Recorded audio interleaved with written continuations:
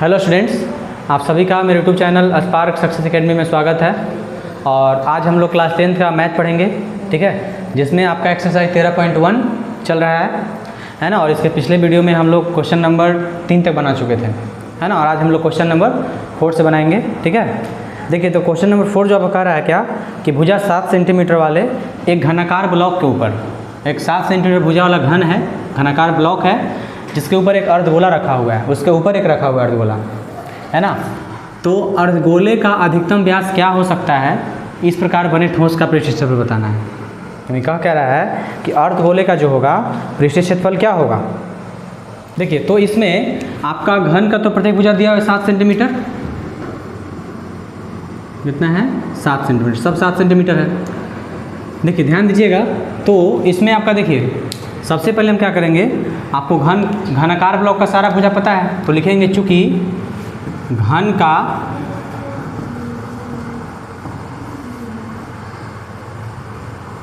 भुजा बराबर कितना 7 सेंटीमीटर, तो इसका पृष्ठ क्षेत्रफल कितना हो जाएगा, इसका पृष्ठ क्षेत्रफल निकाल लीजिए।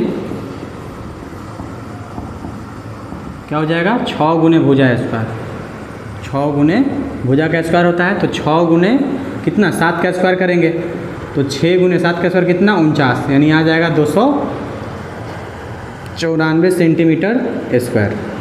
यह किसका घन का पृष्ठ क्षेत्रफल आ गया। अब देखिए, इसके ऊपर एक अर्धगोलाकार रखा हुआ है, अर्धगोला रखा हुआ है, तो जो अर्धगोला ही रखा हुआ है, तो ध्यान से पूछ रहा है कि इसका अधिकतम व्यास क्या हो सकता है। तो देखिए अर्धगोला जो रखा हुआ है आपका, है ना, ये टोटल जो ऐसे है ना, ये टोटल मतलब वृत्ताकार जगह छेक लिया है यहाँ से यहाँ तक, ध्यान दीजिएगा।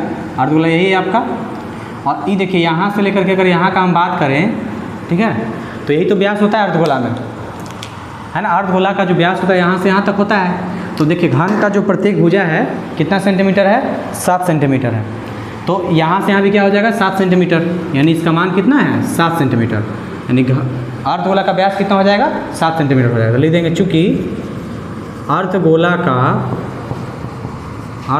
का व्यास बराबर कितना आ गया 7 सेंटीमीटर, तो व्यास कितना सेंटीमीटर हो सकता है 7 सेंटीमीटर हो सकता है।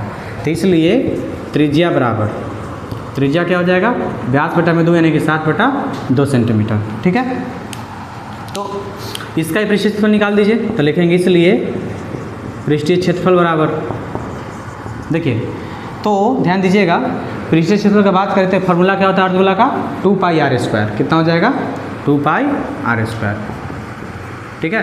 तो 2πr², लेकिन देखिए ये पृष्ठीय क्षेत्रफल तो अर्धगोला का होगा ना, लेकिन देखिए पूरा ये वृत्ताकार भी एक बनता आकृति, किसका आकृति बन रहा है, वृत्ताकार भी बन रहा है ना। तो ये वृत्ताकार जगह छेक रहा है इसमें, तो इस वृत्त का क्षेत्रफल घटाना पड़ेगा इसमें, सिर्फ हमें अर्धगोला का क्षेत्रफल चाहिए, किसका चाहिए अर्धगोला का पृष्ठीय क्षेत्रफल चाहिए। तो इसमें वृत्ताकार भी है, तो वृत्ताकार को घटा देंगे तो वृत्त का क्षेत्रफल कितना होता है πr², यानी कितना हो जाएगा -πr² हो जाएगा, ठीक है। अब देखिए ये दोनों में कॉमन क्या है आपका πr कॉमन हो जाएगा, तो πr कॉमन लेंगे तो यहाँ क्या बचेगा, सॉरी πr² कॉमन हो जाएगा, तो πr² कॉमन लेंगे तो 2 माइनस कितना यहाँ पे हो जाएगा आपका, सॉरी देखिए, तो इसको घटाएंगे तो कितना आ जाएगा πr²। चूँकि देखिए क्यों घटा रहे हैं, क्योंकि ये वृत्ताकार क्षेत्र भी छेक रहा है ना, यहाँ पे वृत्ताकार आकृति बनेगा यहाँ पे, तो हमको चाहिए सिर्फ अर्धगोला का पृष्ठीय क्षेत्रफल, इसमें किसका आकृति हो रहा है ना। चूँकि देखिए अर्धगोला तो इतना ही होगा ना, लेकिन ये जो है आपका ये पूरा ऐसे छेक रहा है, तो ये वृत्ताकार आकृति बना रहा है, तो वृत्त का क्षेत्रफल घटाना पड़ेगा, तो πr² माइनस किए तो कितना बचेगा πr²। अब मान रख दिए तो पाई का मान 22/7 और r का मान क्या हो जाएगा 7/2 का स्क्वायर। इसको अगर हल करते हैं तो आ जाएगा 22/7 गुने 7/2 गुने 7 तो 7 खत्म और 2 से 11, यानी आ गया 77/2, यानी करेंगे तो कितना आ जाएगा 3 दूनी 6 8.5 सेंटीमीटर स्क्वायर। तो आ गया अर्धगोला का पृष्ठीय क्षेत्रफल, किसका आ गया अर्धगोला का पृष्ठीय क्षेत्रफल आ गया। तो देखिए आपको चाहिए पूरे ठोस का, तो इसको समीकरण 1 मान लीजिए, जो समीकरण 2 मान लीजिए। आपको चाहिए पूरे ठोस का पृष्ठीय क्षेत्रफल ना, तो लिख देंगे इसलिए पूरे ठोस का पृष्ठीय क्षेत्रफल बराबर तो पूरे ठोस का पृष्ठीय क्षेत्रफल का बात करते तो क्या हो जाएगा 1+2, यानी दोनों को जोड़ देंगे, दोनों के पृष्ठीय क्षेत्रफल को, घनाकार का और अर्धगोला का, तो क्या आ जाएगा पूरे ठोस का पृष्ठीय क्षेत्रफल आ जाएगा। तो 1 का मान कितना है 294 और +2 का मान कितना आ गया अभी 38.5, ठीक है। और जोड़िएगा अगर तो आ जाएगा आपका 332.5 सेंटीमीटर स्क्वायर। ये किसका क्षेत्रफल आ गया, ये क्षेत्रफल आपका आ गया पूरे ठोस का पृष्ठीय क्षेत्रफल, समझ गए, ठीक है। तो इसके बाद देखिएगा आपका अगला क्वेश्चन 5वां नंबर। देखिए इसमें आपका जो 5वां क्वेश्चन कर रहा है ना कि एक घनाकार ब्लॉक के एक फलक को अंदर से काटकर एक अर्धगोलाकार गड्ढा इस प्रकार बनाया गया है ना। तो कह रहा है कि अर्धगोले का व्यास घन के किनारे के बराबर है, ठीक है ना। यानी कि घनाकार ब्लॉक है, उससे मतलब एक अर्धगोलाकार है ना, एक फलक को अंदर से काट कर एक अर्धगोलाकार गड्ढा बनाया गया है ना। और जो अर्धगोले का जो व्यास है वो किसके बराबर है, घन के किनारे के बराबर है। तो क्या कह रहा है कि शेष ठोस का पृष्ठीय क्षेत्रफल बताइए। तो देखिए शुरू में मान लें कि इसमें घन का भुजा दिया हुआ नहीं है ना। तो मान लेंगे क्या कि माना कि घन का भुजा क्या है x सेंटीमीटर है ना। मान लेंगे माना कि घन की भुजा बराबर x सेंटीमीटर, ठीक है। तो इसलिए इसका पृष्ठीय क्षेत्रफल क्या हो जाएगा आपका 6 गुने भुजा स्क्वायर, ठीक है। तो 6 गुने x का स्क्वायर कर लेंगे, ठीक है। x का स्क्वायर यानी कितना हो जाएगा 6x का स्क्वायर। ये समीकरण 1 मान लीजिए, है ना। अब देखिए अब क्या कह रहा है, अगर हम बात करें प्रश्न से चलें, प्रश्न क्या कर रहा है, प्रश्न से जो अर्धगोलाकार जो गड्ढा बनाया गया है उसका जो व्यास है घन के किनारे के बराबर है। चूँकि है ना लिख सकते हैं ना अर्धगोले का व्यास बराबर क्या हो जाएगा घन का भुजा के बराबर है। तो घन का भुजा कितना है आपका x सेंटीमीटर, तो इसका त्रिज्या कितना हो जाएगा x/2 सेंटीमीटर, ठीक है। तो अर्धगोला का त्रिज्या भी आ गया। अब क्या निकालेंगे, इसका पृष्ठीय क्षेत्रफल निकाल लेंगे। क्या निकालेंगे, पृष्ठीय क्षेत्रफल लिखेंगे। इसलिए अर्धगोलाकार गड्ढे का पृष्ठीय क्षेत्रफल बराबर। तो देखिए उसमें भी पिछले क्वेश्चन से बात है ना। इसका फॉर्मूला तो होता है 2πr² होता है ना, लेकिन इसमें से हमें πr² घटाना हो। क्यों, क्योंकि देखिए जो क्षेत्र छेकेगा है ना वह वृत्ताकार हो जाएगा।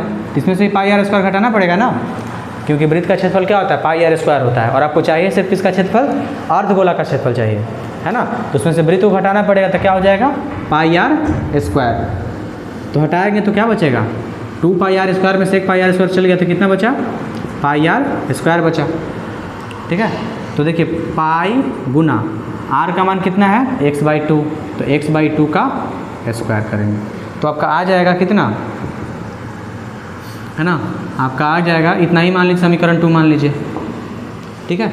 तो आपसे पूछा क्या है, देखिए आपसे पूछा क्या है, सॉरी इसको हल ही कर लीजिए। देखिए पाई गुना x का स्क्वायर करेंगे तो x² बटा में 4 यानी कितना आ जाएगा πx² बटा में 4। इसको समीकरण 2 मान लेंगे, ठीक है। तो आपको चाहिए पूरे ठोस का है ना शेष बचे ठोस का पृष्ठीय क्षेत्रफल क्या चाहिए, है ना। तो लिखेंगे पूरे का चाहिए ना, तो लिखेंगे इसलिए पूरे ठोस का पृष्ठीय क्षेत्रफल बराबर क्या हो जाएगा, समीकरण 1 प्लस समीकरण 2। तो 1 का मान कितना है आपका, 1 में मान है 6x का स्क्वायर और +2 का मान कितना है πx²/4। तो एलसीएम लेंगे तो 1 आ जाएगा, यानी कितना, एलसीएम लेंगे 1 और 4 का तो 4 आएगा। तो 6 चौके 24x² और प्लस में πx², ठीक है। तो हो जाएगा आपका कितना, ठीक है। तो देखिए इसमें क्या आ जाएगा आपका 1/4। देखिए अगर हम बात करते हैं तो 1/4 का अगर हम बाहर निकालें 1/4 इंटू x², तो यहाँ पे क्या बचेगा, यहाँ पे आपका बच जाएगा 24 और प्लस में पाई। देखिए मतलब अगर हम इसमें से देखिए x² दोनों में है है ना। तो एक्स स्क्वायर को कॉमन ले लिए और बाहर में देखिए 1/4 लिख सकते हैं ना, 1/4 x square into 24 plus pi, यहाँ पे क्या बचेगा 24 और यहाँ पे एक्स स्क्वायर इधर आ जाएगा तो सिर्फ पाई बचेगा, यानी कि 1/4 into x square into 24 plus pi centimetre square. इसका क्या हो जाएगा, इसका आंसर हो जाएगा। ठीक है, तो इस तरीके से आपका क्या हो गया 5वां नंबर, है ना, हो गया। देखिएगा इसके बाद अगला 6ठा नंबर। देखिए इसमें आपका जो 6 नंबर क्वेश्चन कर रहा है, ठीक है, कर रहा है क्या कि दवा का एक कैप्सूल एक बेलन के आकार का है ना, जिसके दोनों सिरों पर एक अर्धगोलाकार है, माने अर्धगोला लगा हुआ है, और पूरे कैप्सूल का लंबाई दिया है 14 mm, है ना, और उसका व्यास दिया है 5 mm। ठीक है, देखिए यानी कि एक दवा का कैप्सूल है बेलनाकार, जिसके दोनों सिरों पर क्या लगा हुआ है, अर्धगोला लगा हुआ है ना, और कैप्सूल का टोटल लंबाई कितना है 14 mm है।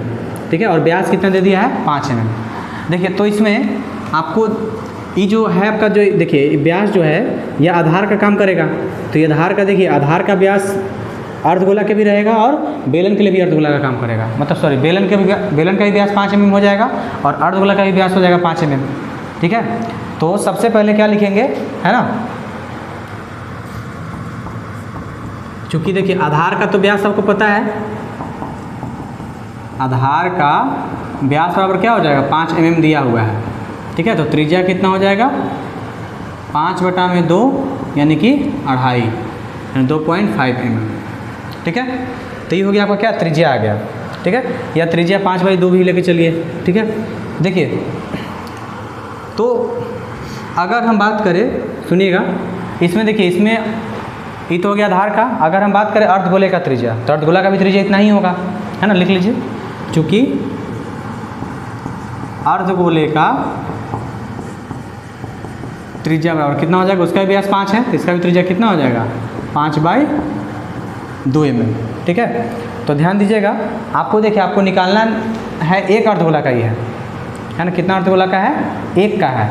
लेकिन अगर हम बात करते हैं सॉरी, ठीक है, हाँ ठीक है, अर्धगोला का हो गया और 2 अर्धगोला है इसमें, तो इसमें देखिए इसमें निकालना क्या है, पूरे कैप्सूल का पृष्ठ क्षेत्रफल निकालना है। क्या निकालना है, पूरे कैप्सूल का, दवा कैप्सूल का पृष्ठ क्षेत्रफल निकालना है। तो देखिए चूँकि इसमें देखिए बेलन भी है तथा लिखेंगे बेलन, तो बेलन का देखिए बेलन का त्रिज्या तो पता है 5/2, लेकिन अगर हम बात करते हैं ऊंचाई का बेलन का, किसका, ऊंचाई का, तो देखिए बेलन का ऊंचाई का अगर हम बात करें, है ना, तो इसमें 14 mm पूरा दवा का कैप्सूल है, तो 14 कितना हो जाएगा 14 और माइनस व्यास कितना है ना, अगर हम दोनों अर्धगोला का त्रिज्या का बात करते हैं, एक अर्धगोला का त्रिज्या है यहाँ पे, तो दोनों का निकालेंगे अगर त्रिज्या तो कितना आ जाएगा 5, कितना हो जाएगा, समझिएगा ध्यान से। देखिए अगर एक अर्धगोला का त्रिज्या 5/2 है तो दोनों अर्धगोला का हम त्रिज्या निकालते हैं तो आ जाएगा कितना, एक का है ना, तो 2 का निकालेंगे तो 5। ठीक है, 2 अर्धगोला का 2 × 5/2 हो जाएगा, तो कितना आ जाएगा 5, यानी कि देखिए 5 यहाँ से घटेगा ना, तो 14 में से 5 घटा देंगे तो कितना आ जाएगा ऊंचाई, इसका आ जाएगा 9 mm। यानी कि देखिए आपको सिर्फ क्या चाहिए, बेलन का ऊंचाई चाहिए, और ये एक्स्ट्रा क्या है 5 है, तो 5 घटाना पड़ेगा, तो कितना आ जाएगा 14 में से 5 गया तो 9 mm आ जाएगा। ठीक है, देखिए तो अब हमको अर्धगोला का त्रिज्या पता है ना, बेलन का त्रिज्या भी पता है और ऊंचाई भी पता है, तो निकालेंगे क्या, लिखेंगे इसलिए कैप्सूल का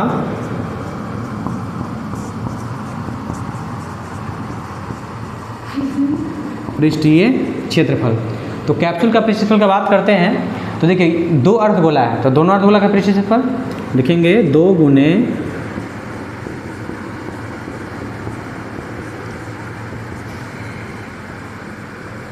अर्धगोले का पृष्ठीय क्षेत्रफल प्लस क्या लिखेंगे, बेलन का पृष्ठीय क्षेत्रफल, बेलन का, है ना, वक्र पृष्ठीय क्षेत्रफल।